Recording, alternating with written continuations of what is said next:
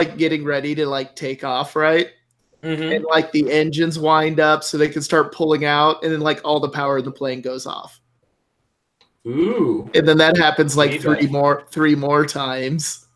Mm-hmm. And then they're like, okay, so we have to replace this part before we can fly. 2 hours later, okay, we found one, so hopefully we can get this in before the airport shuts down. Yikes. And then they did finally get it in, but while they're doing that, the captain came out and was just talking to everybody. He's like, I just want everyone to know that the part that's broken only serves the purpose of starting the engines and running the air conditioner on the ground. Once we're up in the air, we'll be all fine. Yes. It's one of those situations in which taking the time to try to reassure people could have actually maybe caused more uncertainty. She just left it alone. Yeah, it was interesting. But you know what? They gave us a free bottle of champagne since it was our honeymoon, so I'm not going to complain too much. Yeah, that's a nice like little gift to say sorry and happy honeymoon. Oh yeah, well no, we totally tried to milk it like to see if they'd upgrade us to first class for free, but that my wife and I got upgraded on our honeymoon to first class when we flew to London. Yeah, I think it turned out like the flight was full anyway, so I mean it was not a big deal. I understood. Mm-hmm. The rest of the fun was watching my wife like destroy everyone on the plane at trivia. It's good times. You need to join in. Like we did a trivia night not too long ago with actually at one of the local places in Ames, and we were the last place team. Yeah, that would be about what I would be contributing to as well. So I guess we actually need not you, Andy. Just bring just my wife. That's all you need. Yeah, Christine. Yeah, that's it. Yeah, no, we went to a trivia night once, and I think we were there for like 2 hours, and there was like one question I was actually able to answer. Yeah. The rest of the time, it's like, do you know when this musical debuted? I'm like, I don't even care. Yeah, you've never heard the musical. Well, here in the chat, we've got David, who's being a pilot knows the apparent superfluity of air travel. Though I would say that the air travel that I went on was pretty awesome. Commercial flight. It was United, actually, and okay. Yeah, and I know that United, like I'm sure. People probably have their horror stories, as is the case with any of the bigger carriers. I think United had some of the worst that at least caught my ear beforehand, but we had pretty good ones. There was, it was a totally plagued. I would say the domestic flight was much worse than the international flight. The domestic flight was totally full, and it was they put me and Caroline in the middle seats, so they didn't put us next to each other, and we both had to sit in the middle. And they were like one of those like assigned seats.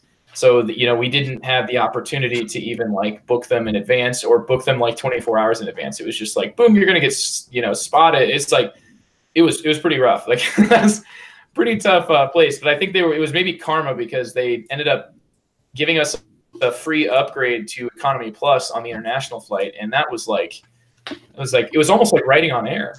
Oh yeah, no, the international was one because they give you also like they actually like make the TV screens workable without paying more.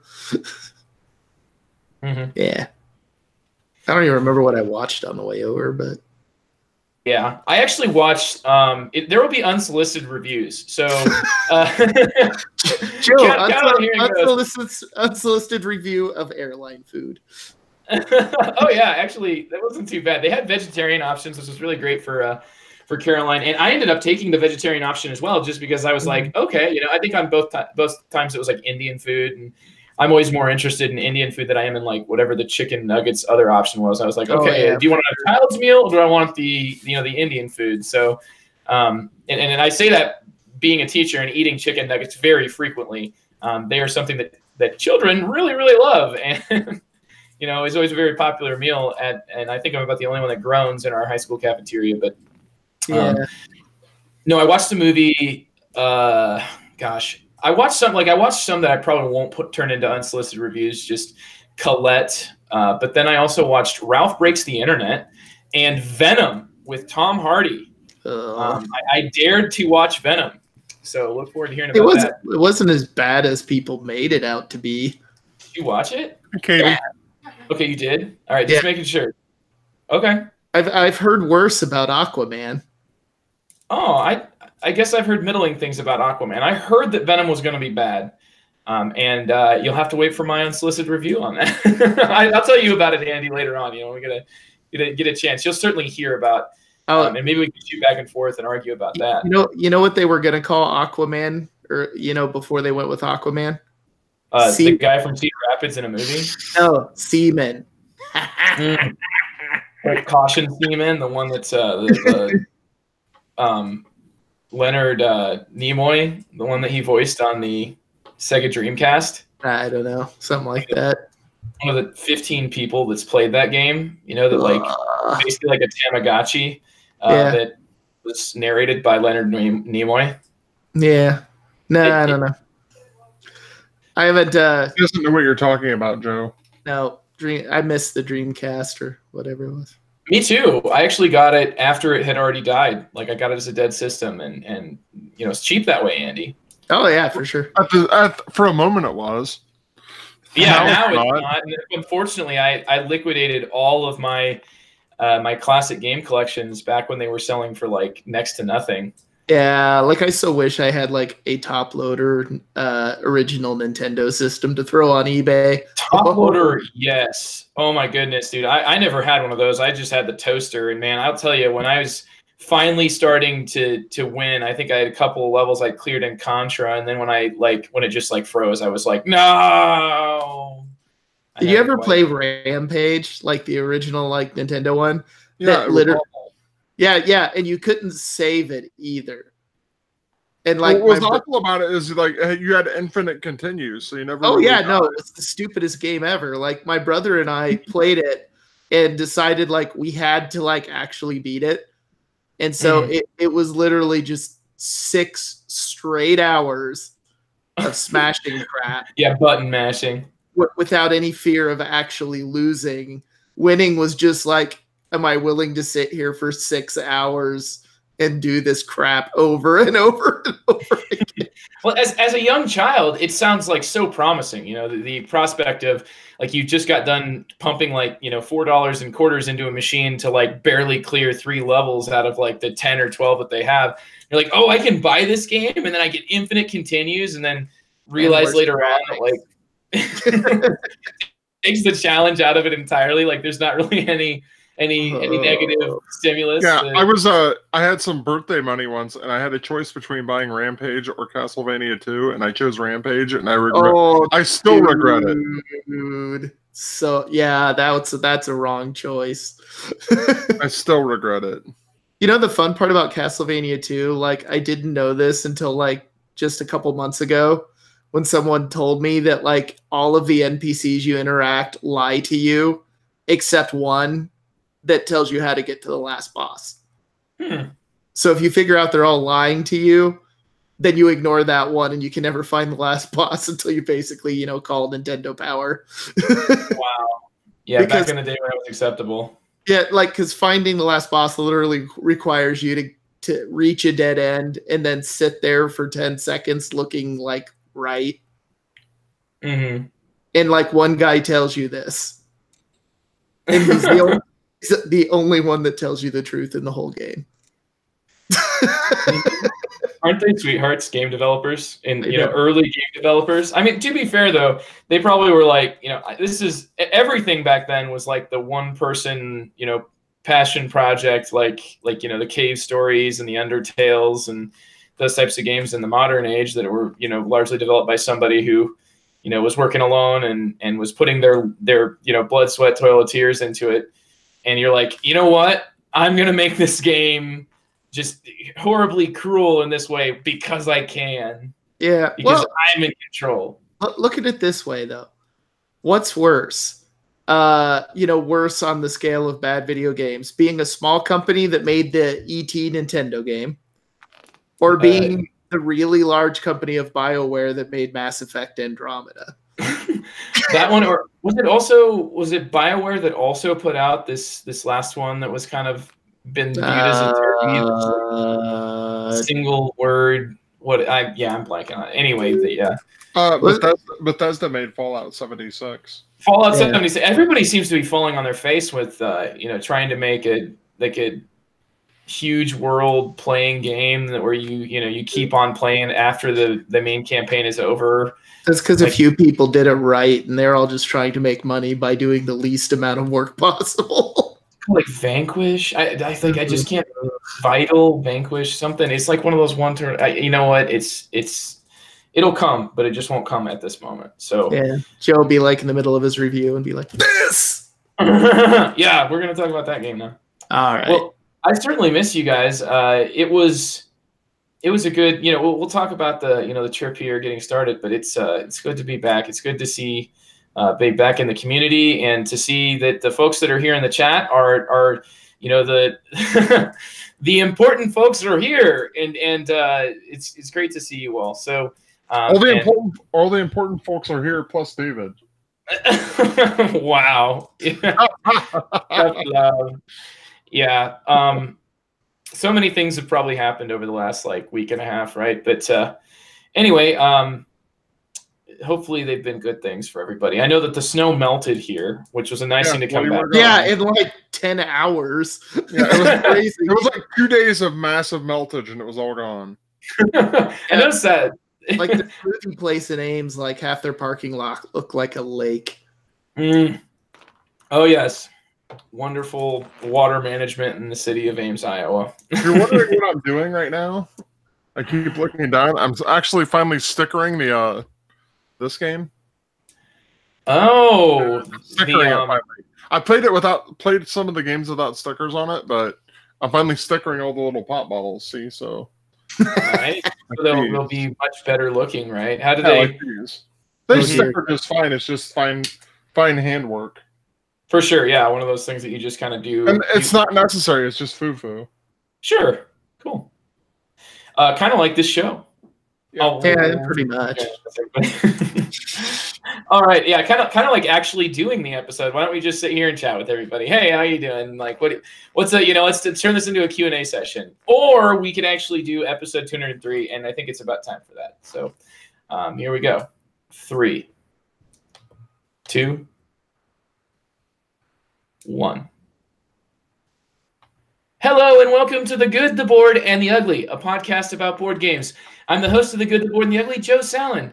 And it's great to be back after a week off. Thank you so much, everybody, for understanding and for accepting the travels that I had. And it's so good to see everybody back. And it feels like a triumphant return here already, just from the folks that are here during our live recording in our chat. I'm also joined tonight by Trent Ham and Andrew Dennison. Let's start. Trent, how are you doing there? How's the stickering going on, old Tokyo Jido Bani? I am currently stickering Tokyo Jido Hanabaiki. I don't know. I'm showing it to the camera for those watching the live feed. I think it was when I heard Jordan Draper say it was Jita Hambaiki or something like that. Yeah. Jita Hambaiki. We'll go with that. That sounds great. Yeah. Anyway, basically the game has 36 little soda bottles in it, and I was sitting here stickering them while we were warming up, and that's if I get bored during the podcast, I'll sticker more. All right. Well, we'll try to deliver on the promise. You know that it's bound to happen at some point. Andrew Dennison is also here. Andy, how you doing? It's all right. You got a nice shiny new headset that I gave up on humanity and joined the Borg. That's oh goodness.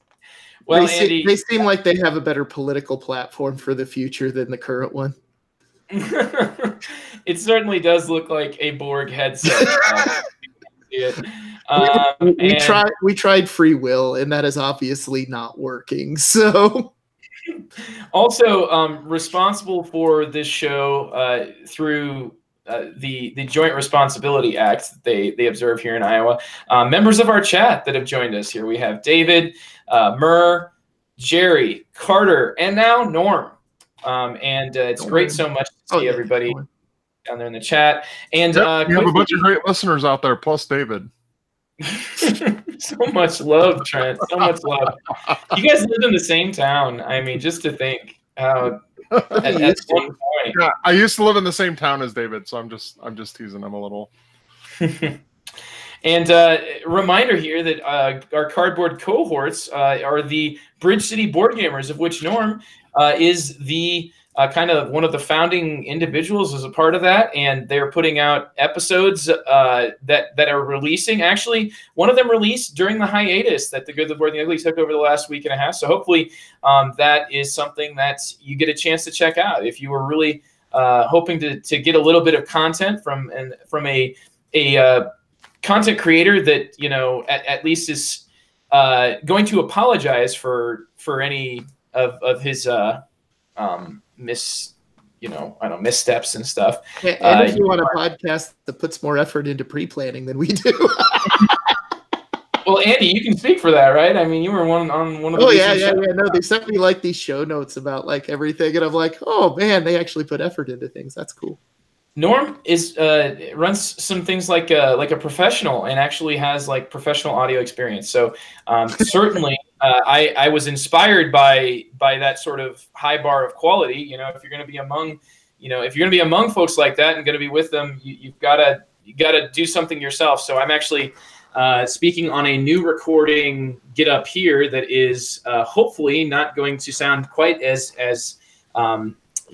metallic as it used to. And for the first time, I am recording from a like enclosed small room that I plan to continue to record from to kind of make a little recording studio. So hopefully that will be a marked improvement in audio quality from my end. So anyway, good stuff from Norm and really great content. Our cardboard cohorts, and if you want to check out Cardboard Conjecture for reviews, check that out, and also Cardboard in the Classroom, which is available both on the Bridge City board gamers. And I think there's like, you know, some other kind of supplementary content that comes out from them as well. So check that out on iTunes. And thanks to our sponsor, Game Surplus, also sponsors of our cardboard cohorts. Game Surplus is bringing the world of board games to you, and they have a lot of recent releases that have just been posted, many of which I myself have been doing some research on, and I'm getting right to that point. The threshold is getting close. It's $120 to hit free shipping, and I'm getting to that point where I have the cart that is like almost ready to go. And the games, there's many domestic releases, but a huge number of imported titles that are available, that are of limited availability elsewhere. You can actually get now a deck for Nusfjord from them. You can get a lot of games that are tough to pronounce. And I know that some of them were designed by, I believe, that Wolfgang Warsch, the one that did like Gone So Clever and other games. Yeah. New expansion to not Port Royale. Well, there is one for that. Port Royale. Royale. There's a new expansion. Also, I was looking there this morning, so I remembered a few of them. Yeah. And the new expansion to Robinson Crusoe, a game that I have played before, but is really hard to find anywhere. Roman Poker, which you'll find is Romish Poker, ROMISCH Pokern, with an N at the end. It's a great roll and write that uses Roman numerals. And I played that actually at WBC last year, and I believe Carmen caught a game of it there and was just like, yeah, this game needs to be available here. So anyway, some really, really good stuff that's only available at Game Surplus unless you're importing them from Europe yourself. So check them out at GameSurplus.com. And in the notes there, tell them the Good, the Board, and the Ugly sent you. Tonight, we're going to be talking about the games that have the smallest footprint. So if you're going to be going on a trip or travel experience, what are some games that would be a small box that you can carry around with you? And of course, as always, Andy's going to be shoehorning in the entire Hollandspiel library because they come with paper maps. And don't you know, mounted maps are just inefficient in terms of weight and volume. Pretty much.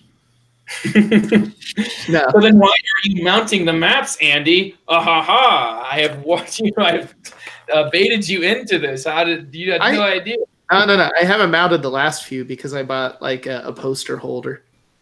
Oh, so you just have like, like a supplementary, an auxiliary thing that you carry around, kind of like a thing of poker chips. Yep. Pretty soon it's going to be tweezers, and it's going to be plexiglass, and it's going to be an actual table light as well. Because I have seen some get-ups. If I'm getting a table light, it's going to be like one of the, like a giant magnifying glass one. I've seen that. That'd be cool. Because the chits are like so small, and the gamers are so old that they. Okay, I'm offending people. No, they don't listen to this show. Who the hell am I kidding? All right. Yeah, only the kids these days listen to us. Yeah. Wow. That's Joe, right, audience. You get hit with that. Joe brings in all these blib millennials and. Oh, wow.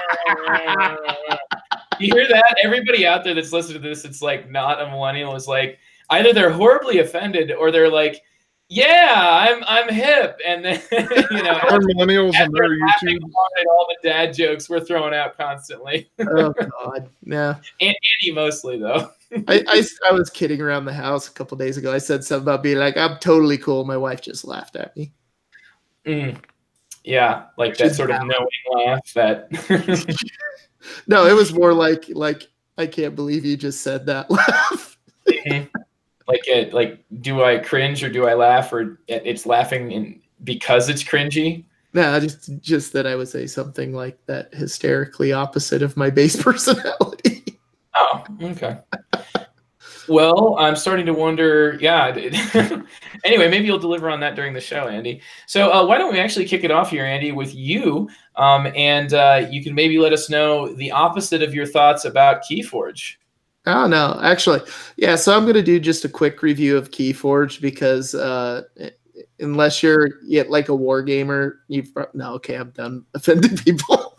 But no, yeah. So anyway, Keyforge is basically it's a, one of the games coming out from Fantasy Flight. It is a collectible deck game, I guess is a way to describe it, in that the deck you get will be randomized set of cards that go through a certain algorithm and whatnot, so that theoretically each deck is unique, or at least you would have to have a heck of a lot of decks to find two that are identical, that it doesn't really even matter.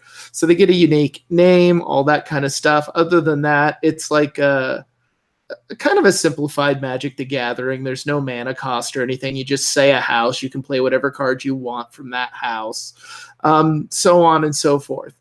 The reason I'm reviewing this game, really, and bringing it up is because out of, I think, pretty much everyone in our group, I was the one who was avoiding the Fantasy Flight card games the longest. Mm-hmm. And I tried, honestly. I did not out of anything. I honestly gave them a good try. I tried Lord of the Rings, the card game. And while I liked the gameplay of it quite a bit, and I liked the theme, and I liked the artwork, I found out that I really, really hate deck construction. I do not want to look through a giant pile of cards and make a deck out of them. I just absolutely loathe that activity. And I still consider net decking cheating. So basically, I just kind of avoided these. And then Fantasy Flight came out with their models, just like, here's a deck. You can play against somebody. The whole deck is randomized. And there's no, like, rarity of whatever, like, because that was my problem with Magic, was just like I felt like somebody could beat me just because they were willing to spend more money.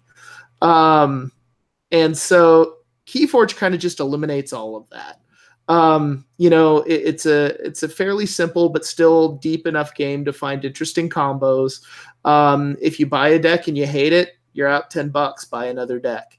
It's even getting to the point now where, like, while there's plenty of core sets available, I don't know why you would buy a core set. Quite frankly, there's so many. Like, I just bought a few decks and then went on to Drive Through RPG and bought like a deck of mini cards for $9 that does all of the tokens. So unless you just want a big box that you can keep a bunch of decks on that has a nice Keyforge artwork on it, I don't know why you do that. Just, the barrier to entry is really low because you don't have to buy 2 or 3 core sets. You buy a deck. You play the deck. If you don't like the deck, you can chuck the deck and buy another deck. So I got about 10 of them now. So yeah. Andy has caught the bug. Well, yeah, and it's one of those dang insidious things. It's like you show up, you kind of want to support the store you're gaming at, but maybe you don't like them enough to buy a $60 thing. So I'll buy a deck of Keyforge. Fine, we'll do that. It's you don't like them enough to pay enough money. Like, I don't know about you, Andy, but like $60 is like it's got to be more than like, you know. Hey, hello, person that I'm like, I enjoy you. Here's $60. Yeah.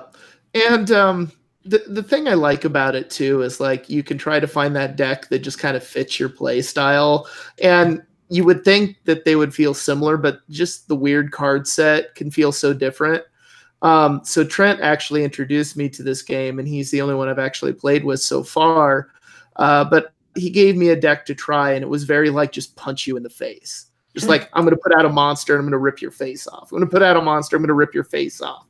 But I played one that was actually the first deck I personally bought, which I was interested in actually because it looked like a weird kind of underhanded deck. And when we were playing it, like at first I kind of was disliking this deck. I'm like, God, it feels like I can't do anything. Like I can't get things going, and Trent's over there amassing stuff. And then I figured out what my deck does. It waits till your opponent has a lot of stuff, like a lot of amber, you know, a couple keys forged, and you're like, how am I going to come back from this? And then your deck just takes all of their toys away. It's just like, I kill that creature. Oh, I do damage to all of those creatures. Oh, how much amber you have over there? Oh, 12. I'll play this creature. I capture all of it. Yeah, there was like 2 or 3 times Trent was like ready to forge the last key, and I just played a card and like, nope, you're not doing it this round. Nope, you're not doing it this round.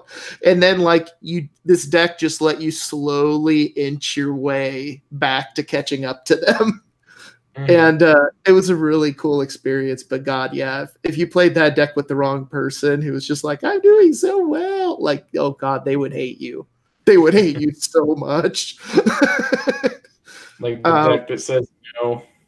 Yeah, it basically, yeah, like Trent was playing a deck that had cool artifacts. And it was all about setting up these great combos. And then my deck was just about, oh, look at all that pretty stuff. Boink, boink, boink, boink, boink, and just getting rid of all of it. So anyway, but yeah, there's a lot of different houses that do different things. And it's really cool. And I know they're coming out with like another card set here soon. Which I think they're doing another core set for, and they'll do new decks for, and I'm sure I'll buy a few of those as well. But yeah, they definitely hit the mark with this game for people like me who kind of would enjoy doing that kind of, you know, 1 versus 1 card game, dueling card game feel, but you don't want to spend a crap ton of money collecting cards, and you're not into deck construction. Like, yeah, this is the game that was targeted for people like me. Great way to feel when you play a game. You know, this is exactly what, you know, I am the audience for this game.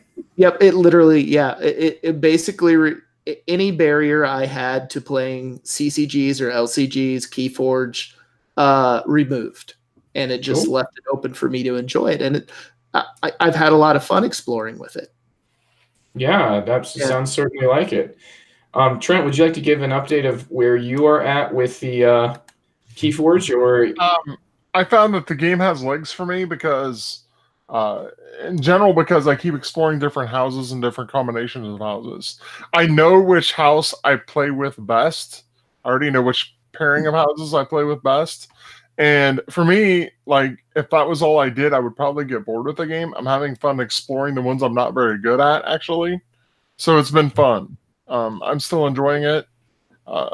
It's like a lot of the 2-player games here, it goes through fits and starts with our family. But yeah, I'm still a fan of it. Okay, cool. You know, what's funny is that it certainly is catching on in our group in some fun ways. I bought a couple of decks, so I actually own 2 decks now, but I've never played with them. But other people have actually played with my decks because it just so worked out. There were a couple people waiting on a game, and I was like, hey, you know, I've got a couple of Keyforge decks. And yeah, so one of them knew how to play, and they taught the other person. And it worked really well. So yeah, the rules barrier to entry and like the keywords, like you need to know what does what. Like it's really a low barrier in this game. Like it's not hard to just pick up and start playing. Yeah, even like the keywords are like, once you know what they are, they're like really obvious and straightforward. There's anything confusing about the keywords. It's not hard to pick up. Yeah. Well, very cool. And I think that's important, you know, kind of like that same idea as Magic. You know, Magic is a very easy game to teach and to learn. And I think that's what has led to its enormous success and undisputable success. So anyway, that was Andy giving us his thoughts on Keyforge.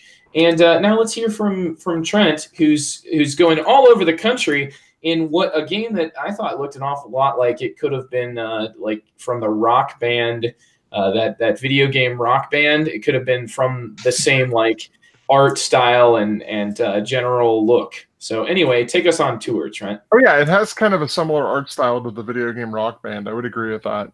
The game On Tour was designed by Chad Deshawn and published by BoardGameTables.com. The art is done by Anka Gabriel. It plays from 1 to 12 players, and it's one of those. It's a roll and write. So effectively, if you had an appropriate number of components, it's 1 to infinity. But the thing with this is rather than having a big pad of paper, everybody gets a dry erase board. So you can essentially has infinite replay, but you're capped by the number of dry erase boards you have. I happen to have 12, so for me, it's a 1 to 12 player game. It's very straightforward. You're presented with a map of the United States. The map of the United States is fairly abstracted. What you honestly really have is a bunch of circles that are connected by dotted lines. Every circle is usually connected by 3 or 4 dotted lines to other circles on your map. The circles are grouped into little subregions. There's 6 subregions on your board. There's 2 in the west, 2 in the central, 2 in the east. And then there's obviously at the same time 3 in the north, 3 in the south. So everyone is either north or south, or they're also in west, central, and east. So every region has 2 locations that they're part of. Yeah. So during the game, you flip over 3 cards, and then you roll 2 dice. The cards depict either north, central, or north, south, east, west, or central on them. And then the 2 dice, when you roll them, they're just D10. So you end up generating 2 different 2-digit numbers. So you might generate 63 and 36. So on your turn, you have to choose one of the cards and one of the 2 possible numbers and write that number in one of the circles in that region. So if you chose central and 63, you have to choose one of the circles in the central region, write 63 in it. Similarly, you have to choose one of the other remaining 2 cards and the other number. So like west and 36, and you have to write 36 in one of the west region circles. It's very straightforward to actually play it. The turns move along nice and fast. So the way you score points at the end of the game is you have to make a path. You have to follow a line that goes along connecting these circles. On the dotted lines that are already pre-printed on your board. So you have to follow them, and you're going from circle to circle, and the numbers either have to be the same or going up as you're going along this path. So you can go from like 11 to 11 to 12 to 15 to 19 to 23 to 29 to 56, and so on, tracing the dotted lines on the path from circle to circle. Your score is the number of circles that your route follows, plus some of the circles are going to have an additional circle around them that you drew yourself, because the cards that you select also have a particular circle on them.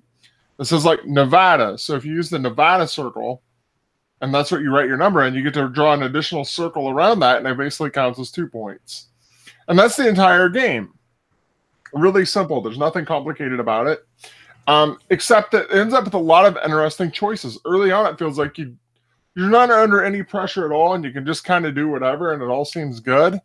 And then as the game moves on, the map feels tighter and tighter, because eventually you're going to fill in almost every single circle you have. Usually you fill in every circle you have.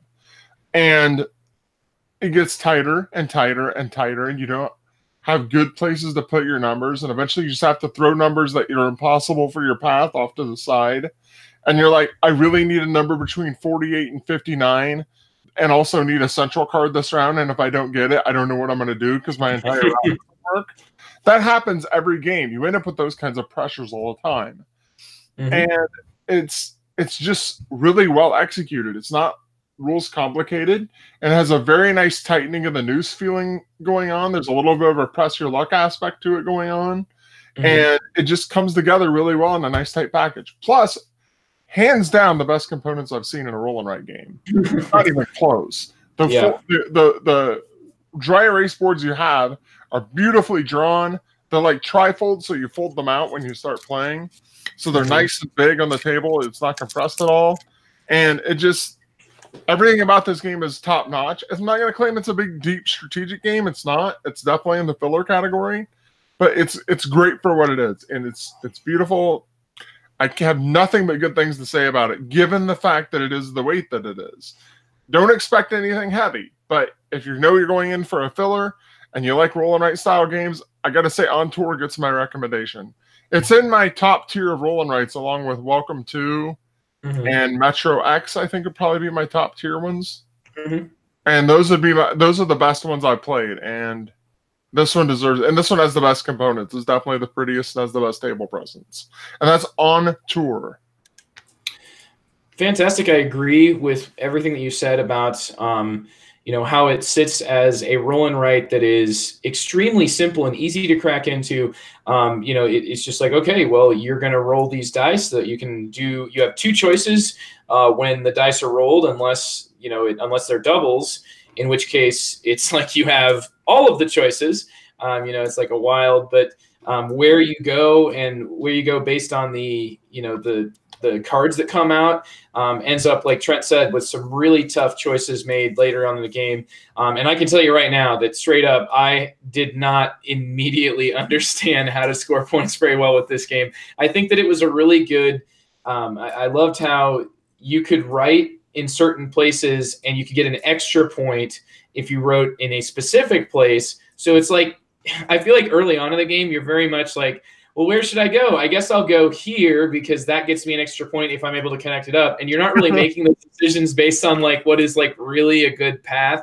And really it's tough to say what exactly is the right path or the best path. But I certainly enjoyed it, and I think it's very easy to teach. I know that it's perfect for roll and writes, the way I see it. And I think that it's great that the version that you had, Trent, came with a full extra set of the map boards, because this game easily plays that sort of 8 players, without any problem. I don't think it's, it's just like a simultaneous choice. So I have 12 of the boards and they fit nicely in the box, which is huge. The box is huge, way bigger than it needed to be, but that's also because this game is very, very well produced.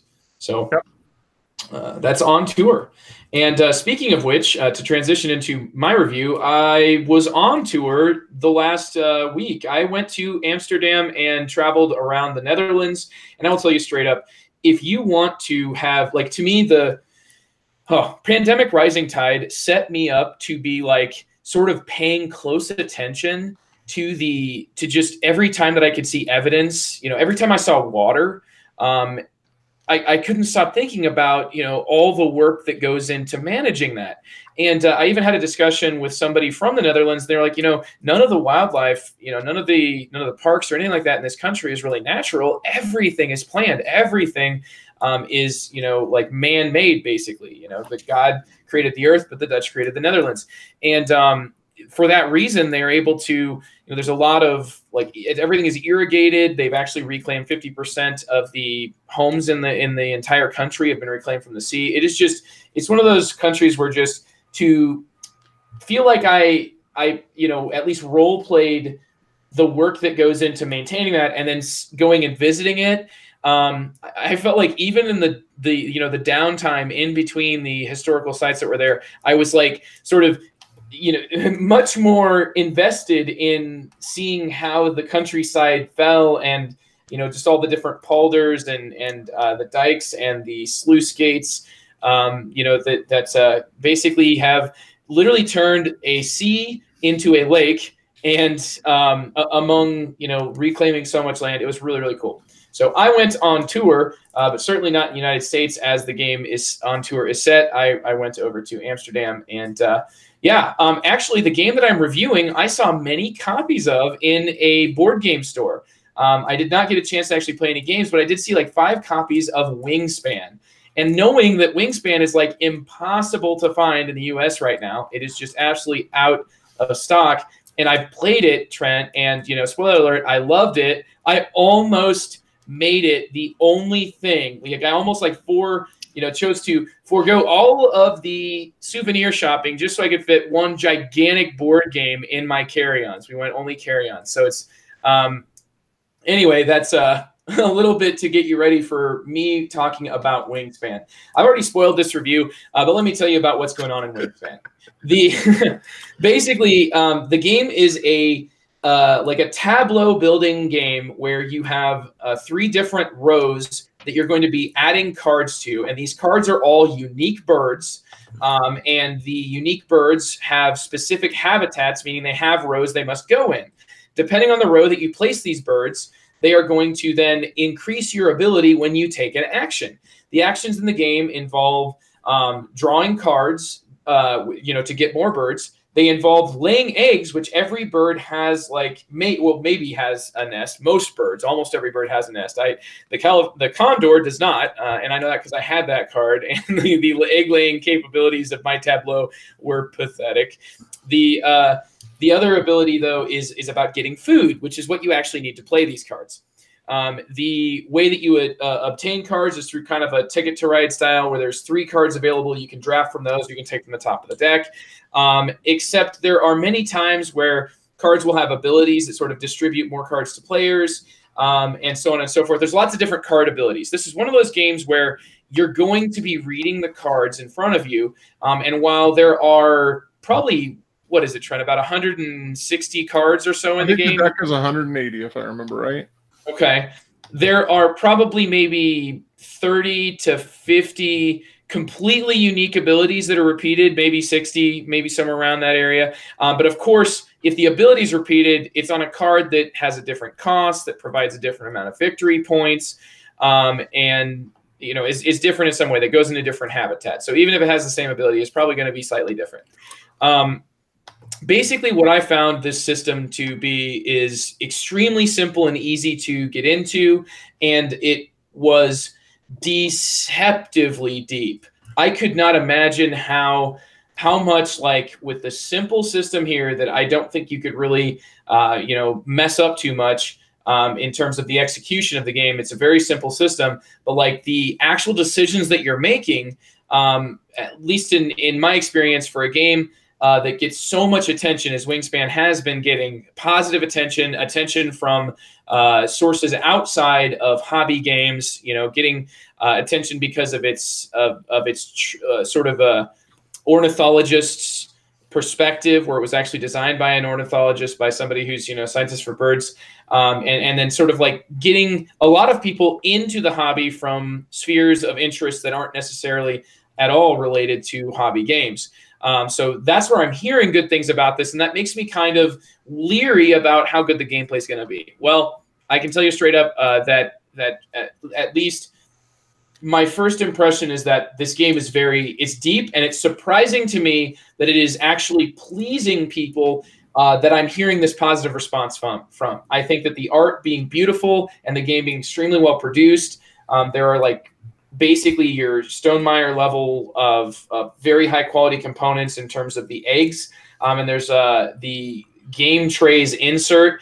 I believe that just all of the resources at the disposal of Stonemaier Games is on display here in this, together with amazing artwork and a top-notch production. I think that this is one where, if anything, it's almost deeper than I wanted it to be. And that's kind of strange coming from me, because I'm always looking for something to be much more than it's than the time I'm putting in. Basically, I want a game to be a good investment of my time. And that investment, I mean, is like, learning it and teaching it and then playing it. And I want to get to a deeper level. And I think that Wingspan is a really great example of a game that does that extremely well, and also checks all the other boxes at the same time. So I am very pleasantly surprised by my experience with Wingspan. I keep wanting to eat the eggs, though. They do look like an Easter candy. Now that we're in March, it's like Easter candy for sure. It looks like it should be either a malted milk ball or a pastels. No, it looks exactly like those like Brock's Robin eggs that are like the hard shell candy ones. Okay, gotcha. Like I literally think if I had my wife play this game when she's on a diet, it would just be like triggering her the entire time. That's like her favorite candy. But they look good. Sure. Yeah, edible game components, or game components we want to be edible. That should be a topic, right? I mean, we can get some mileage out of that. No, I literally think I saw someone post a picture of Wingspan on Twitter with like a bag of those Brock's Robin eggs. So it's saying next to it, this is like looks the same. Underneath it said something like we found we didn't have enough eggs in the game, so we bought extra components.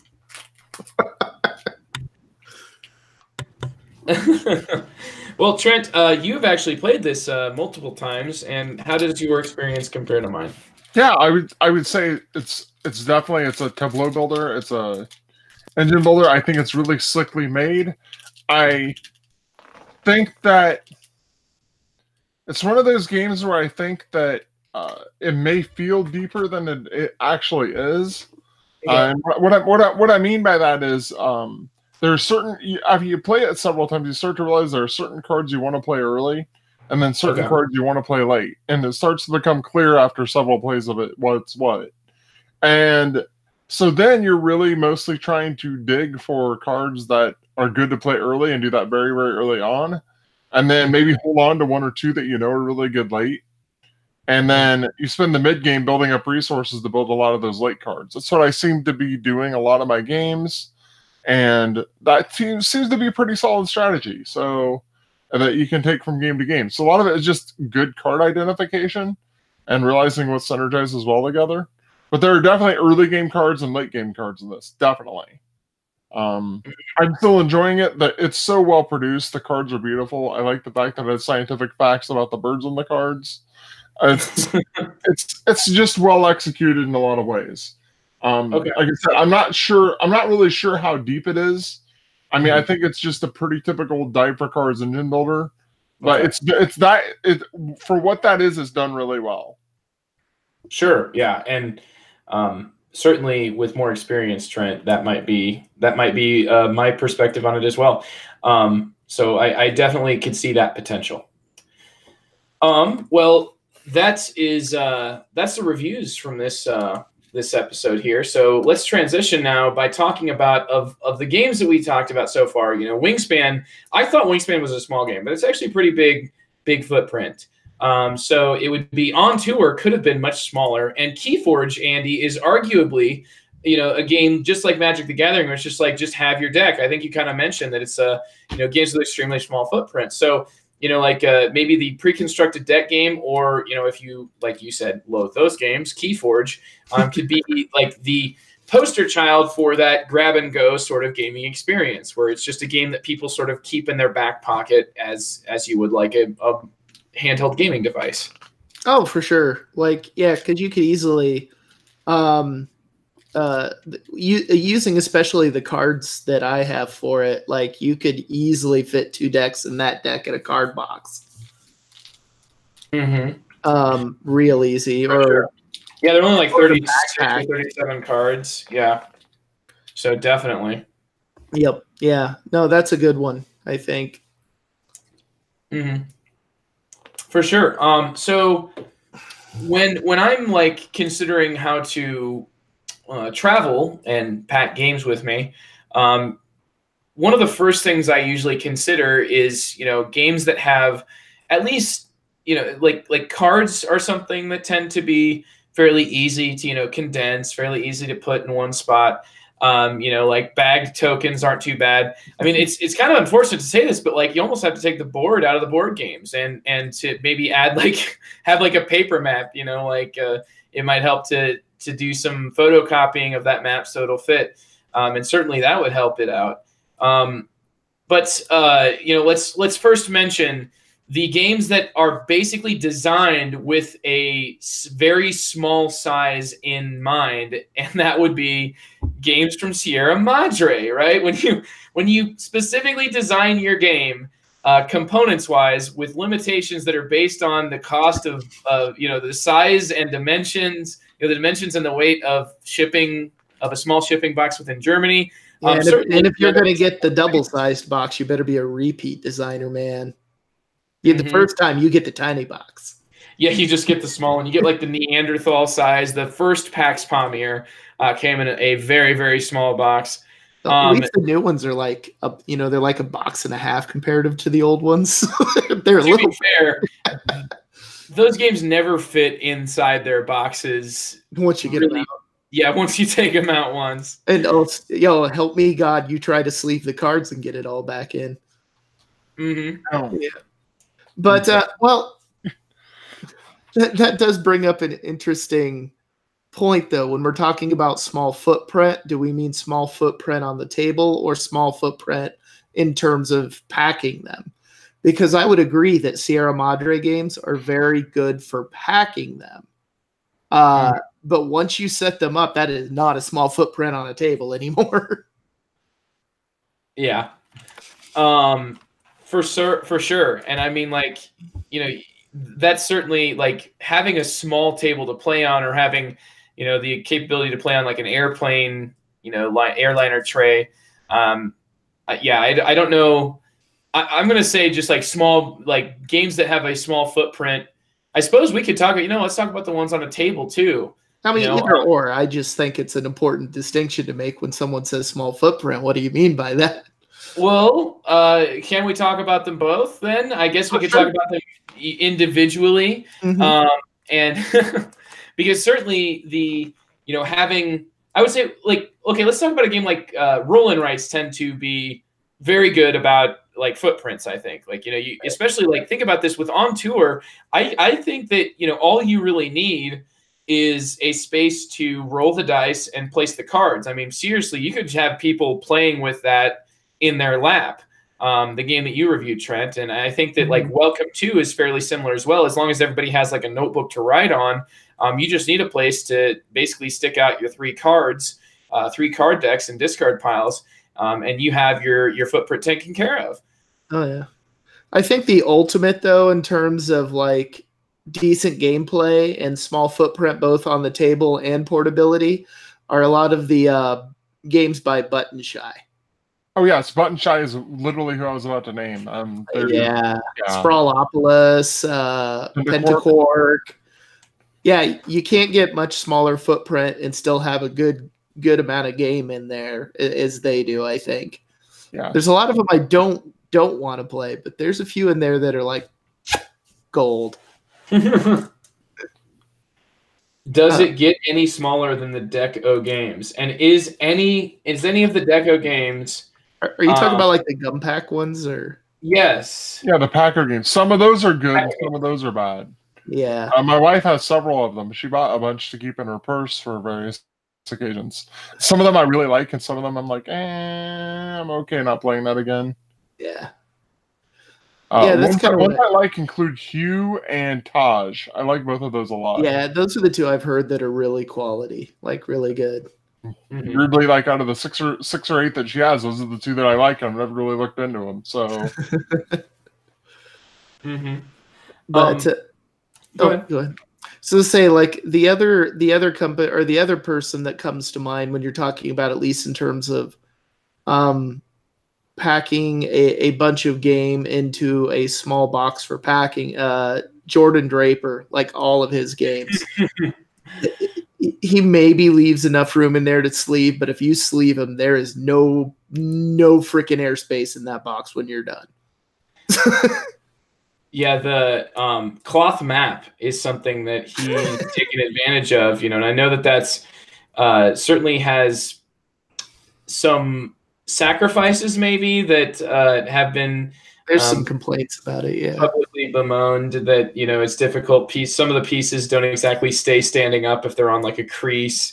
If you can just picture what it's like to have like a cloth that is going to be folded, consistently folded back into, it'll have like it probably, I mean, you're talking about like what, a 20-fold board at that point. You know, it's just, isn't something that really exists in cardboard. So should have wet paper. Could have wet paper. Just no.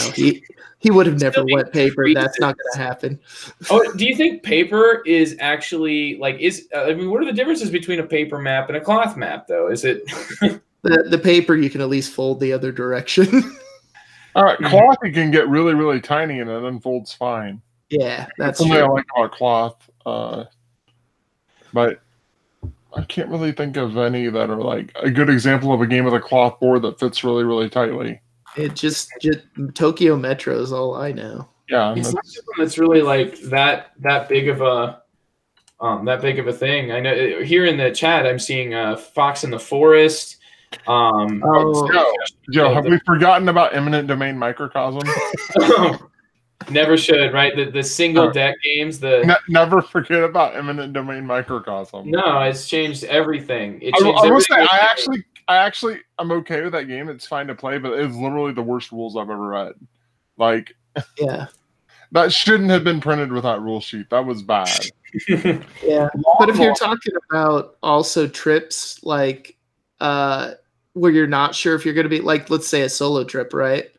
Mm-hmm. The Oniverse games, the Shade Torbay, like those are pretty good solitaire games, and they don't take up a lot of space, at least when you pack them. Sylvian, I think, can take up a lot of space once it's sprawled out. But like I've heard of a lot of gamers that bring those on trips, like a business trip or something, where they know they're just going to kind of be by themselves and they need some time to kill.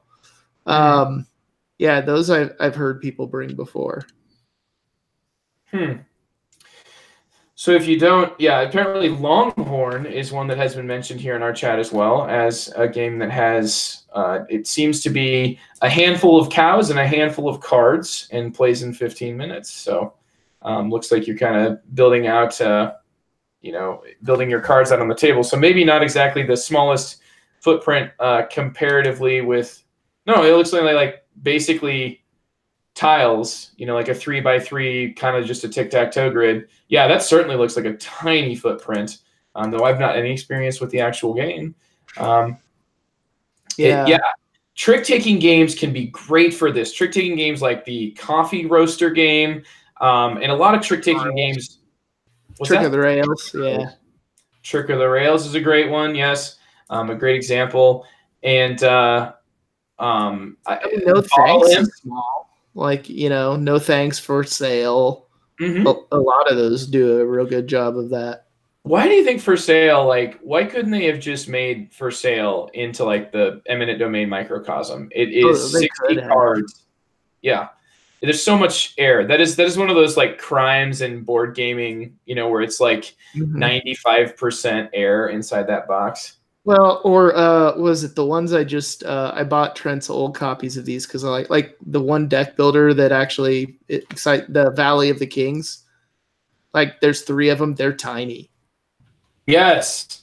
And those get quite a bit of play out of them also. Correction from earlier, Coffee Blend Lab is the trick-taking game. Coffee Roaster is a bag builder that has, I believe, a solo game that I've never played, but certainly one that has a small footprint as well from our chat. So the travel edition of For Sale is actually just a deck of cards in a box. And yeah, so it is like the travel edition is kind of what we're looking for. So I guess like just typing travel edition into Board Game Geek might help out.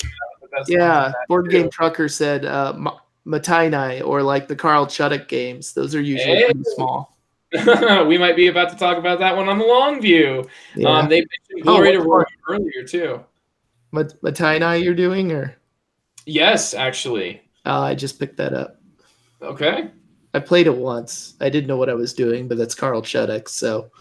Carl Chuddick games, I think, are great examples of like where you get a small box game, but a big box in terms of how much you have to unpack, in your head and understanding how to play it.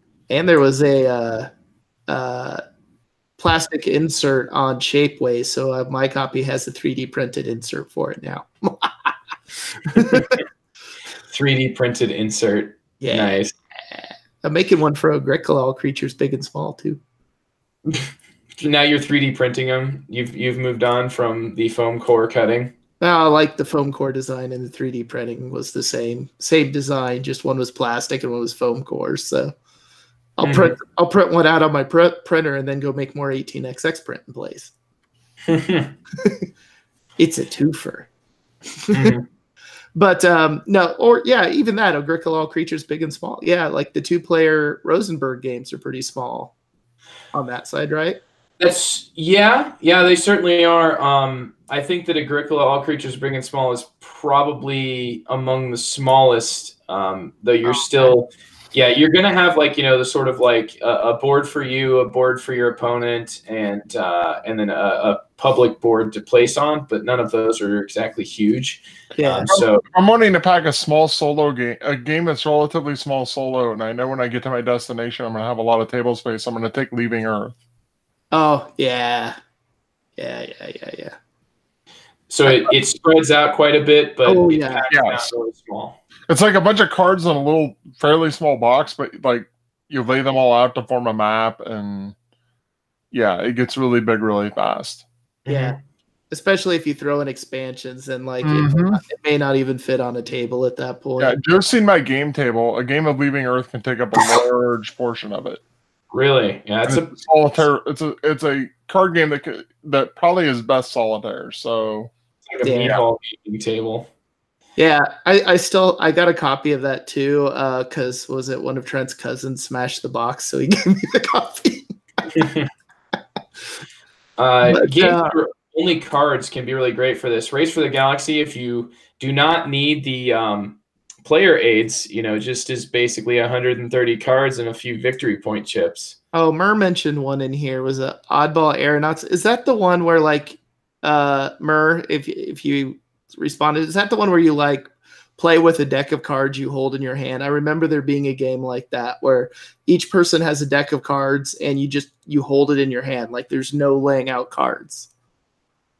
It's like supposed to be, they were designing it for like specifically for being bored in convention lines. Oh, just you don't even actually have to have a surface. No, yeah, you just hold the deck in your hand, like literally. That's a limitation to work under. That's a constraint that could certainly breed some interesting design.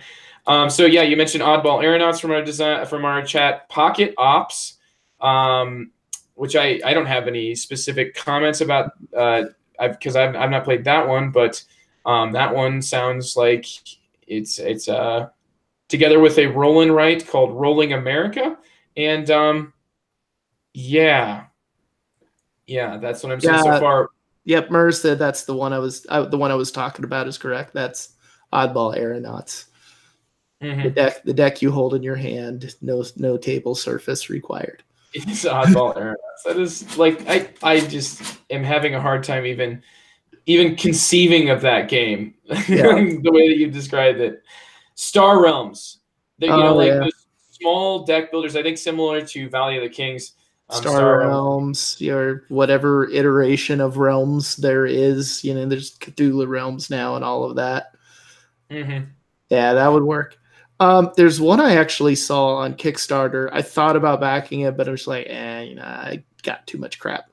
But it was basically like almost like the world of Scythe, like tanks and mechs and stuff. And it was like a mech combat game, and it looks to be like just cards and in like a box like the size of Trick of the Rails or something like that.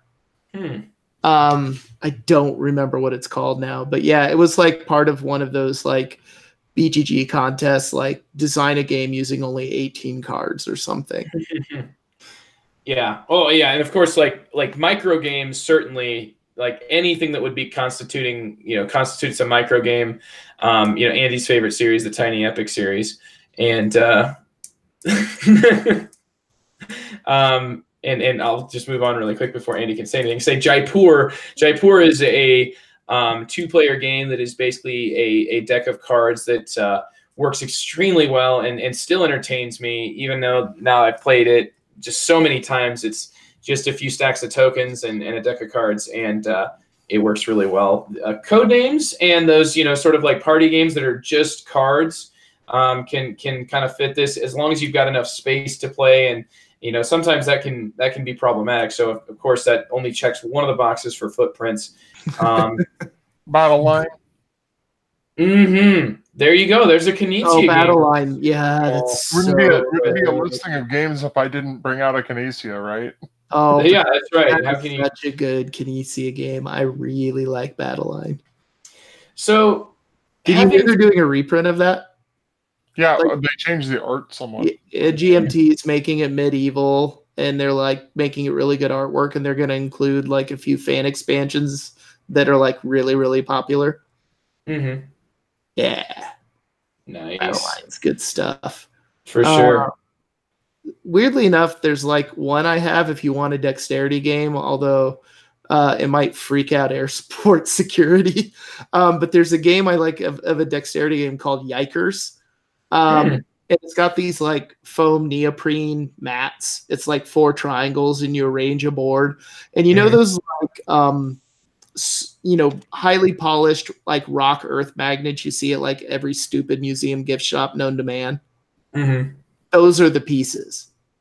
And so to win Yikers, you have to put out all the pieces, and you start with a set amount. But the thing is if you cause any of them to collapse, like with the magnetic fields, then you have to take them all. Okay. I think I'm picturing those types of rocks because I've bought so many of them at all the museums. Oh God, it's a dexterity game. It's great because when the board starts to get crowded, you like take your little piece and you go to sit it down, and like all the magnets start like going whip, whip, whip, whip, whip, whip, like realigning with the magnetic fields and freaking people out. yeah, just like dexterity. That makes sense. Yeah. Or the absolute best, when they cause a collapse and get annoyed that they cause a collapse, and then roughly pick up their magnets, which causes another collapse, and they have to take all of those as well. It's part of the game. It's in the rules. Oh, it's so good. Arboretum as a... Oh, Arboretum. Yeah. Excellent. Yes, excellent example. And that now has a deluxe edition with like a wood box. Warriors of Jogu is a Kickstarter that was done by the Monsoon Games, who did Iberian Rails. And that game, if you just use a couple of counters, could easily be condensed to just 200 cards and some tokens. Tim Fowers, who has designed Paperback and Burgle Brothers, among other more recent designs, he always tries to make his games fit into a very small box for shipping as well. Okay, since I can't, Trent brought up a Kinesia game, and I can't go a podcast without throwing in an 18XX. The one potentially portable 18XX game in existence, 18 Lilliput. It's just cards, yeah. It's just cards, and there's a pad in there that you can actually use for the payouts and whatnot. So, I mean, you can do it without poker chips if you really want to. There's paper money, but you don't have to use that. Like, it's the only 18XX I can think of you could pack and, take on a small trip without it taking up a lot of space. That's a great point, and it really is a small footprint that it's got down to. If you look at that box, it is not a big box, and it still has simplified at some points versions, but it has the trappings of 18XX. Right. Yep. Hanamakoji is an excellent 2-player game where you're. It's kind of almost like that Battle Line where you're. It's like Battle Line with the way that you play your cards is not as simple. And it's also that sort of really small box, certainly would be considered a micro game. So probably already lumped in with the other things we've discussed, but definitely worth a mention in terms of for games that have a small footprint. There's one that's a small footprint. This is a Sierra Madre card game. If you can find copies of it, that only took me 4 years, but Erosion, the card game about erosion. It is weird, but literally took me 4 years to find a copy of that wasn't stupidly priced. I still feel like I kind of took the guy. Innovation is a Carl Chuddick game as well, and I think Trent, that's one that I believe you maybe have played as much, if not more, than me. Yeah, so we have a very small copy of the base game we use for portability, and then we have a big box that has everything in it that isn't quite so portable. If you're playing the base game, it's nice and portable. You can get it in a very, very small box, but there's a lot of expansions for it. So yeah. If you chuck the pointless board from Lost Cities by Reiner Knizia, it's just a deck of cards, and you really do not need that board. It is so unimportant to keep. The Grizzled is a tiny little box, and that is a that deck of cards sort of game that involves that's a co-op. Not a whole ton of these games that we've mentioned so far have been co-ops. That's true. And if you use a timer, you can literally just make the game times up, or the game that's like Password that turns into charades, with just slips of paper and a cell phone, for a timer. Yep. So Biblios deserves a mention because it's an amazing game and a small box game. Mm-hmm. Yeah, Biblios is good. And it's an auction game that actually plays somewhat decently at lower player counts. And there are not many of them in existence. True. One Night Ultimate Werewolf, though, I would mention that it's maybe has a very large footprint when it comes to how much space you really need to play the game, because it takes more space than just your table and stuff. You have to have enough space for players to freely move about the table and interact with pieces without alerting other players, and that's kind of tough to be done. Oh, did you see this one's almost like a weird addition, but a couple other ones Jordan Draper's done that fit into the portability, but also in the holy crap, what is this thing? He has a set of games that are rolls of tape. It's literally you pull tape off and make a board and play a game. Or he has one he released as part of the Kickstarter as a freebie for people to preview. Games you play by basically instant messaging each other. Mm-hmm. You just get a little card with rules, then you pull up your cell phones and you text each other, and that's the game. So he's using that now as a constraint. Yep. He likes to use weird constraints. Yeah. Yeah. Well, speaking of a game with weird constraints, Magic Maze, where you can only move pieces in a direction, is just a stack of tiles.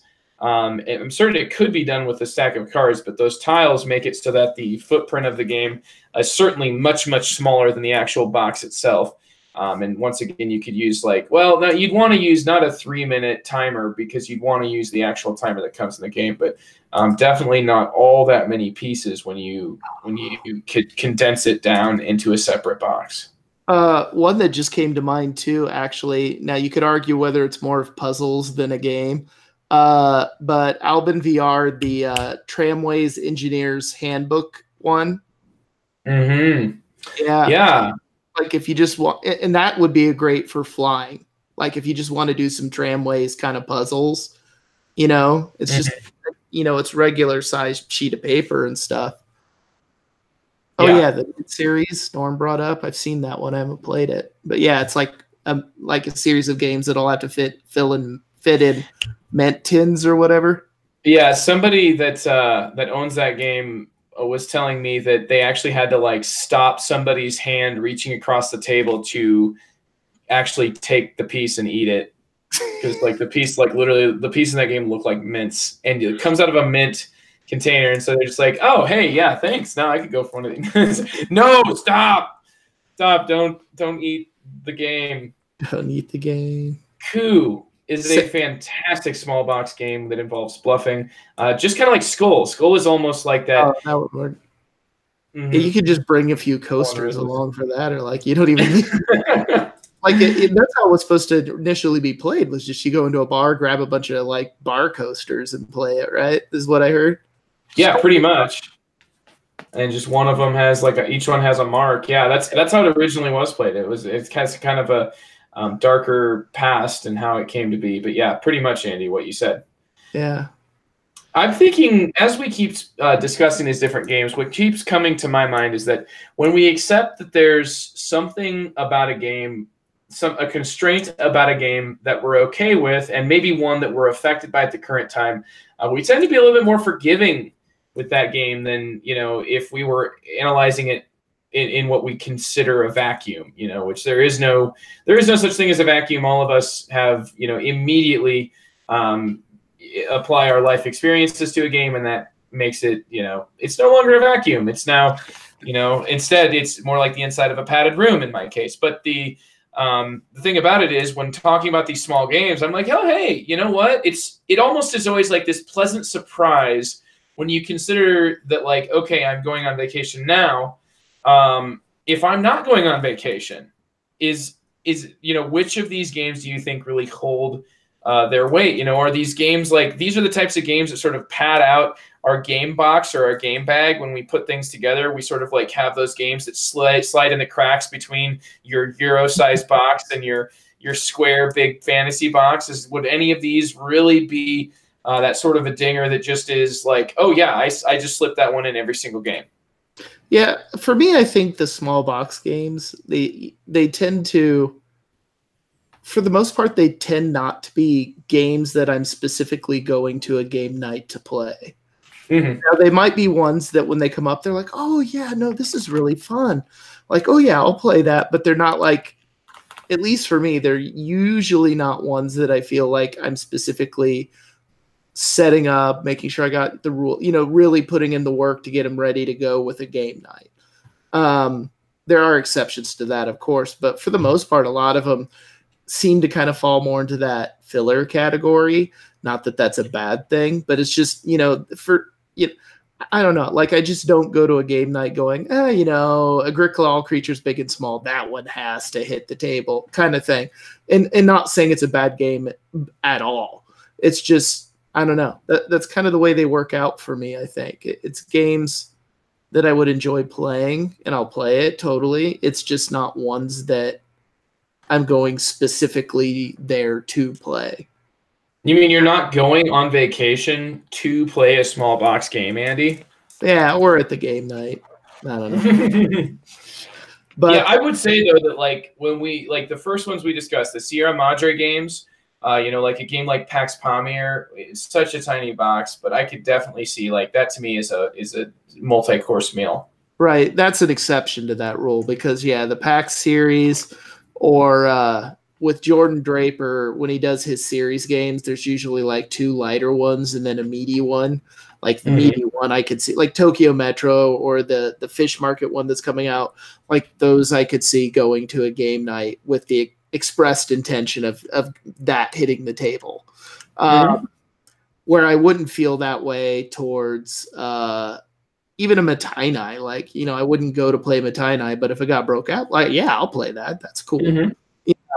I think that's just kind of how I think of them and why in some weird ways some small box games get overlooked in some game group settings because we're especially with the age of sort of ginormous Kickstarter boxes, it's almost like we're being programmed to see a small box. It's like, oh, there can't be much game in there, look at my Gloomhaven, and that's that right there is when you start with that fine-toothed comb and start, like, your perspective changes because you're like here I am with expectations. And is this going to live up to my expectations? And anytime that you go into a game with that sort of mindset, I think that you end up kind of looking for the flaws. You end up looking the gift horse in the mouth.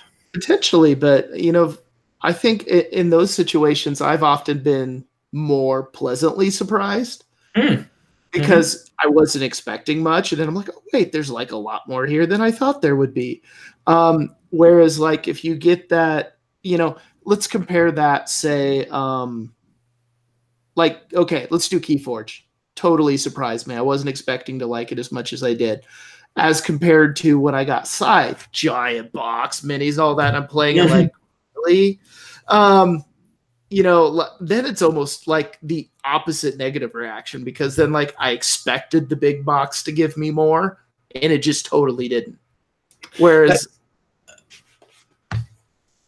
yeah, I think that Andy, when specifically when it's a small box game, you know, it leads to that sort of thinking, the line of thought that's like, what I'm getting here is not at all, the value is not really attached to the pieces, right? The value is in the intellectual property, the design, you know, the production and the cost that we're paying is largely just kind of that sort of kudos to the designer and a thank you. right? Yeah. Yeah, but you know, and I think, I mean, I don't know. I think that's just, those expectations are what gaming culture almost tells us to a certain extent these days. You know, I don't think I'm the only one who would have that reaction to those two situations of having the giant game that disappoints or the small box game that all of a sudden really impresses, that kind of thing. And I think that's just kind of the way sort of board game consumerism goes. But I think those will change over time too. I know, you know, with the whole roll and write craze, you know, you got loads of small boxes that people are exploring the heck out of. So, you know, I don't know. Like, I think where I really like to see it is small games, but not micro games. It's really cool to see, like, I get what you're saying. It, like, the micro games almost go too far, and then they do get pretty simplistic. But, like, you know, like your Valley of the Kings size or Trick of the Rails, like, it's really neat to see how much of a game can be squeezed into a box that size. I wonder, like, you know, if you were to take like a big box game, I wonder if this will ever become a fad, at least in any, you know, niche market or niche area, where you take like the full box game size, something like, you know, a big new production, like a Vital Lacerda game, you know, like how the Gallerist has so many of these games. The only way that they're available is in a box that's really unwieldy. It's almost impossible to ship, impossible to, you know, fit on a game shelf. And that's the only option. Right. Is there ever going to be like a sort of downsizing movement that produces the same games but does so on a smaller scale? Because I think that many of these games that we've mentioned so far, you know, a lot of it is in the it's in the goal of the production. You know, it's the publisher that really decides how big that game's going to be and what's they're going to let guide them. And, you know, there's the two competing philosophies. There's the, like, you know, there's an efficiency aspect, but then there's also, like, you know, we're paying for advertising here. And of course, a lot of the games that we've discussed could be doing, trying to do both by having the gigantic cavernous box and, you know, like a small pathetic bag of components that could have fit into something the size of a deck box. So, I mean, certainly those are in competition with each other. But could you guys ever theoretically see, like, you know, to compare it to like chess or checkers, you've got these so many different little travel game, you know, things that are just little pieces of crap. You know, they're like little magnets and things that fit into like something. I remember those. The size of something the size of a cassette tape. There was a lot cassette of tape players. I was gonna say actually it was the same size because that's when I used to carry that around, and it was it was always a disappointment when you actually got it out because it was too small to be really functional. It was still like spinners and crap. Like, it was awful. But no, to bring up here, I just remembered this. But Albin Viard is kind of doing that.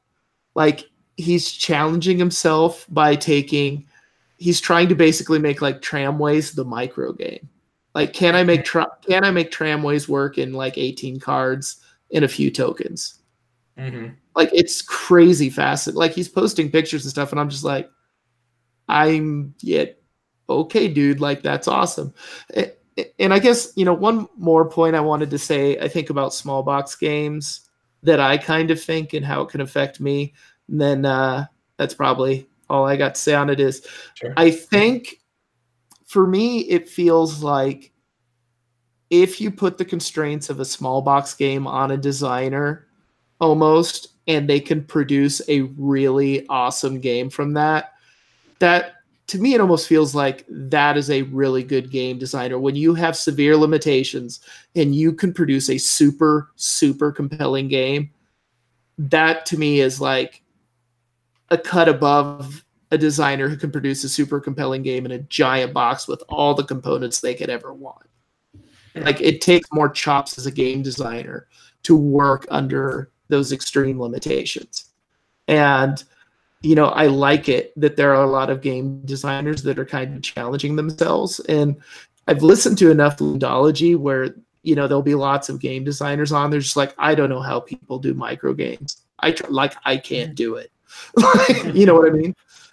Yeah, the game just starts so huge, and it's like, how would you ever start with a game that's only that small? That's an interesting. Right, like it just takes some interesting design chops to get away with that and produce a seriously good quality game. I wonder if there are designers that say the same thing. They're like, how do you produce this huge game? Like, I run out of ideas after 25 cards. Those are designers that are engineers by profession. Because the worst, no, seriously, the worst thing you can say to an engineer is, I don't know, do whatever you want. Terrifying. Like, no, I have to have constraints. Nice. Trent, do you have any thoughts on small box games that have emerged, or anything to sum up? And no, I usually just keep one or two in my travel backpack pretty much constantly. So for me, they're basically like, though I've never really played many that can quite fulfill what some of the games in larger boxes can fulfill, but given the fact that a lot of them can fit anywhere, they're a pretty good substitute. That's pretty much the feeling on them. I think that, you know, I don't think there's really an ideal that I would adhere to when it comes to, you know, like travel games. I know that, like, when you've got a constraint that you're working under, certainly how well that constraint is met, maybe that would be the ideal to look at. Because just to give you, to like end on this thought with what I'm thinking of, you know, you just mentioned Alvin Viard, Andy, and I was thinking, like, you know, Town Center. Town Center is a game that's mainly just like these colored cubes, and the cubes in the game are very big, nice cubes, and it makes it so the game actually comes in like a big box. But then there are really, really tiny cubes that they just track your score. And I'm like, what if you just made the entire game out of those tiny cubes? I mean, you could do this in like something that would be... Oh, dear God. Then you'd have like a dexterity game combined with it. That's true, yeah. I mean, it might be so small that it would be tough to stack, but you're never really going that high up in the game, just as long as you could stack it in 4. But yeah, you'd almost need tweezers to try to get like the center column. If you're right that it could certainly tip over. So I wonder where like the threshold is on, like, you know, maybe that's why the game is as big as it is. But I once played Santorini in like a small Lego version of the game that was just made with very small Legos. And like, it made it so that I didn't want to get Santorini, you know, but I deprived myself of this amazing gaming experience because Santorini is just this excellent game, because I was like, why should I get that when I could just easily get, you know, a small little thing of Legos, and then I wouldn't have to, you know, like, I'm always like vying for shelf space. But like, really, it's about more than just any of those criteria I was looking at. It's about the overall experience that you get. And I think that many times the pieces can contribute to that. So, you know, as much as it can be really great to have a small box, it's not just, you know, like it's not the only thing that I would say that I consider. So, you know, ultimately it's about an experience, and that's something that I think transcends anything that, you know, whether you could fit it in a pack of gum versus, you know, couldn't even be hauled by a pack of elephants. I think that'll be the new age of Steam box. For sure. What is it going to have? Like six, or is it 6 double-sided boards now? So no, it's supposedly going to be bigger than the Vinos box and have the capacity to hold something like 10 mounted maps in it. Wow. Well, that'll be nice to be able to add maps. Because, you know, it's just having a system and seeing Age of Steam alive and well with a beating heart is very exciting. Yeah, right now there's going to be, I think, 6. What is that?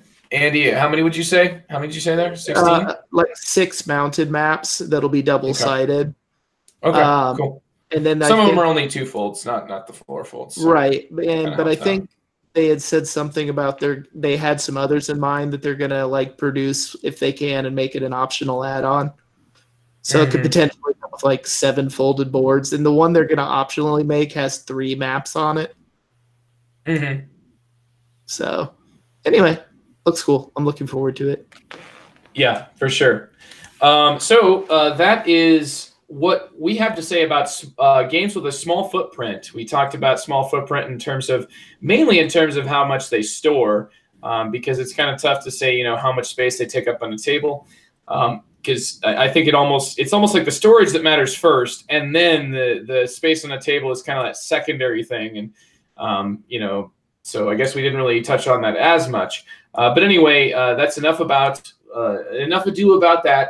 And now into hyping, which we will start, since we mentioned two separate coffee games, Coffee Lab, Coffee Roaster, and Coffee, whatever the one was, Coffee Lab. Jeez, I'm great at remembering things you can see. Trent's going to talk about a coffee game. Yeah, I want to talk about Coffee Traders, which is a game that's eventually going to come out probably late this year, maybe early next year, from Capstone Games. It's by the designers of Wildcatters, and it's basically being described as a heavier Wildcatters, whereas not only do you have all the logistics management of Wildcatters on the board, there's an economic market-based game going on around it on the periphery, a much deeper one than the relatively straightforward one that's in Wildcatters. I've seen some short videos of it and talked to Clay about it, Clay of Capstone Games, who's been on this podcast before. And I'm extremely excited about this game. I think it's going to be heavier than Wildcatters and Arkwright. Dear God. Yeah. Wow. It looks utterly amazing. And basically, it's kind of like a Wildcatters model of how coffee beans were shipped around and distributed in like the 60s and 70s. So like all that like logistics of getting coffee beans where they need to be is on the board. But at the same time, there's like a market going on around it where people are trading beans with each other. Crazy. Wow. That sounds great. I'm so in. I'm ready for it now. So yeah. I gotta say that whether I truly will buy this game or not is if they have Kivit coffee in it. I have no idea, but maybe. That's the one that they get out of the poop. Yeah, that's the one they force feed weasels and they poop it out and you make Sounds coffee. like horrible, Andy. Yeah, no, you made it sound so bad. Oh yeah, and apparently, like I researched it because I'm, a middle school teacher and that does have the maturity of a 4-year-old. Like, if you actually go to buy it, like they were, stressing that you buy animal friendly Kivit choice craft coffee because there's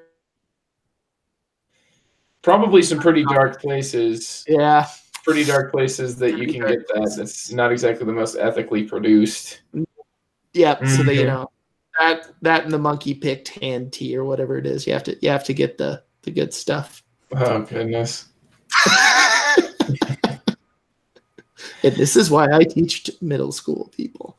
Well, there was some references there to Capstone, and now Andy will talk about the sort of not a Winsome game, but a Tom Russell designed game similar to Winsome. Oh, it was a Winsome. Okay, yes, all right. Yes. So Capstone just started pre-orders today for Irish Gaige. This is of the Winsome Cube rail style. I honestly don't know a whole lot about it because I haven't had time to watch the Heavy Cardboard live stream they had for it. But it's, I know, very highly regarded in the Winsome community as one of the top tier ones. And if you go order it from Capstone, it's like a ridiculous percentage off MSRP.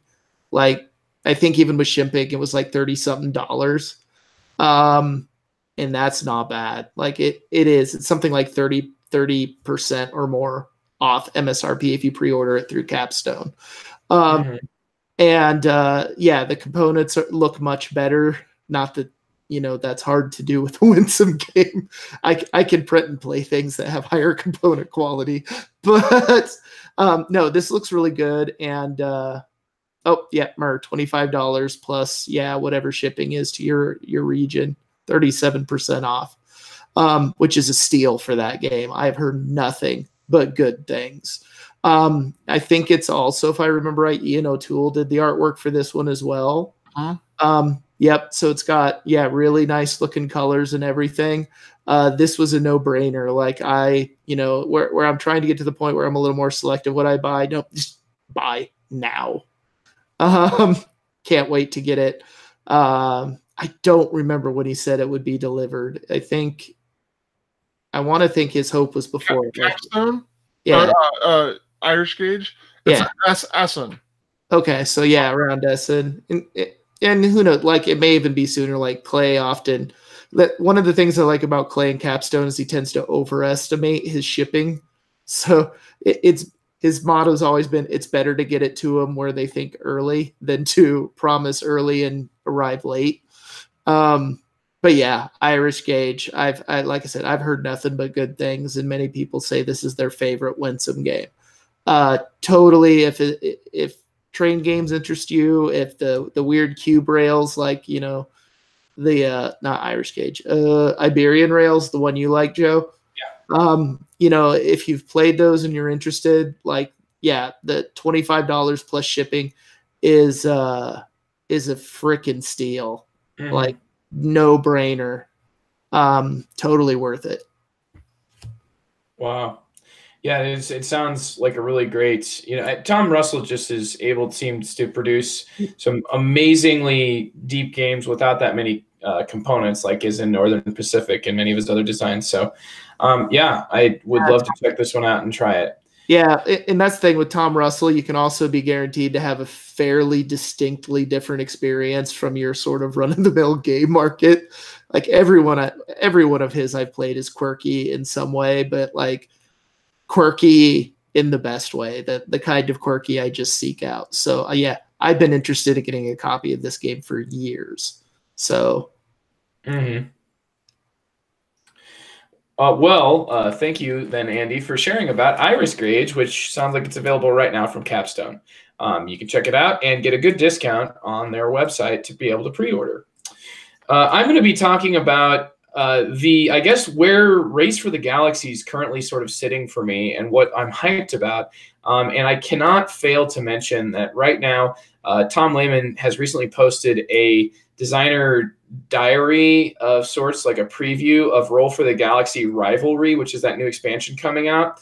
And not to sort of derail where I'm going with, because I was going to be hyping New Frontiers. It's amazing the amount of design that went into Roll for the Galaxy Rivalry. You're going to be making deals in that game on top of the dice crafting. Like it's incredible how much stuff there is. And on top of all that, it basically looks like it already has the amount of content that you would have expected from, the entire game that Ambition added, meaning the first expansion Ambition. It added an extra style of die, which this one has a new style of die that's more focused on settling. It also adds actually 13 new tiles that go into the bag. So it's just incredible the amount of stuff there is on top of that dice crafting side. And it just sounds like it almost developed. It was developed as it was seen as better fitting things that they tried to add to Race for the Galaxy, but they just didn't work. Well, it looks like Roll is now able to. It's maybe a little bit more of a malleable system. In which they actually have players making deals with each other. And if you can picture this, a win-win deal, because why else would you engage? Why would you engage in trade with another civilization unless you couldn't both win? And so that's, I think, a pretty cool premise to explore in Roll for the Galaxy Rivalry. So anything negative that I said about it before, the fact that it seems like it's shoehorning in things that people might not like as much, together with other things that they certainly want more. No, it certainly looks like a ton of content, a staggering amount of content. Maybe it should be divided into multiple different things, but whatever. It looks like they've put a lot of effort into it. So read that from Tom Lehman.